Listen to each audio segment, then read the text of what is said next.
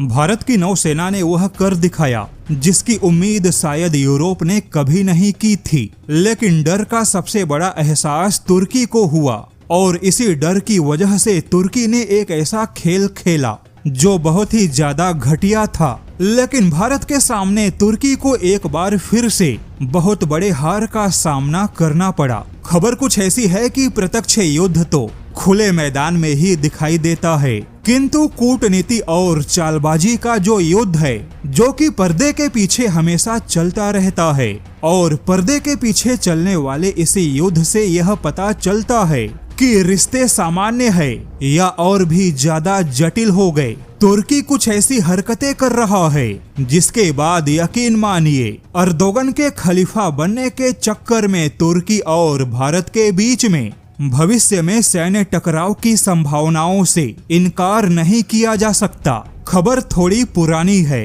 लेकिन तुर्की के हरकतों का खुलासा अब हुआ। यह खबर उस समय की है जब हिंद महासागर से निकलकर भारत के युद्धपोत ने भूमध्य सागर में प्रवेश किया, क्योंकि भारतीय नौसेना का guided missile stealth frigate INS Trikand Greece के बाद साइप्रस पहुंचा था और यहीं पर पहली बार ग्रीस और भारत की नौसेना के बीच में अभ्यास हुआ। लेकिन जैसा कि ग्रीस और साइप्रस में भारत के युद्धपोत का आना भी तुर्की को बहुत ही ज्यादा बेचैन कर रहा था, तो ऐसे में जब भारत के युद्धपोत भूमध्य सागर की ओर जा रहे थे, तब उस समय तुर्की ने अपने पारंपरिक सॉफ्ट स्ट्रेटेजिक ब्लॉक के जरिए भारत पर दबाव बनाने की कोशिश की। तुर्की चाहता था कि भारत के युद्धपोत को रास्ते में कूटनीतिक या सुरक्षा जांच के बहाने रुकावटें खड़ी की जाए, यानी कि जब भारत का युद्धपोत स्वेज नहर से होते हुए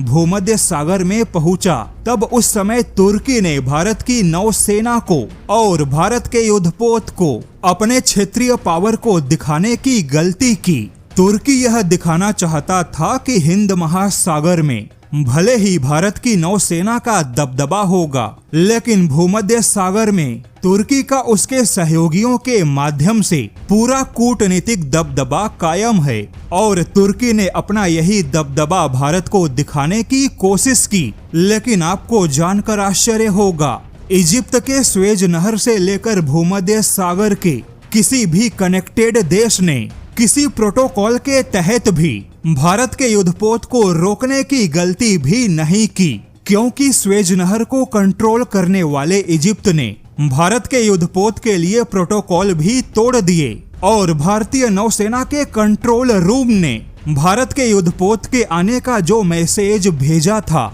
वह मैसेज ही इजिप्ट के सारे प्रोटोकॉल पे भारी था। यानी कि स्वेज नहर में इजिप्ट के माध्यम से भारत को सॉफ्ट पावर दिखाने की तुर्की की कोशिश बेकार हो गई। और जब भारत का युद्धपोत भूमध्य सागर पहुंचा, तब नेटो के किसी भी देश ने प्रत्यक्ष या अप्रत्यक्ष तौर पे भारत के युद्धपोत के प्रवेश पर कोई आपत्ति नहीं जताई। यानी कि भारत के सामने तुर्की का प्रेशर गेम पूरी तरह से एकदम फ्लॉप साबित हुआ। उल्टे भारत की नौसेना ने तुर्की के सामने अपने सी डोमिनेंस को साबित किया और भारत को अपना सॉफ्ट पावर दिखाने की पूरी प्रक्रिया में केवल और केवल तुर्की को बेइज्जत होना पड़ा।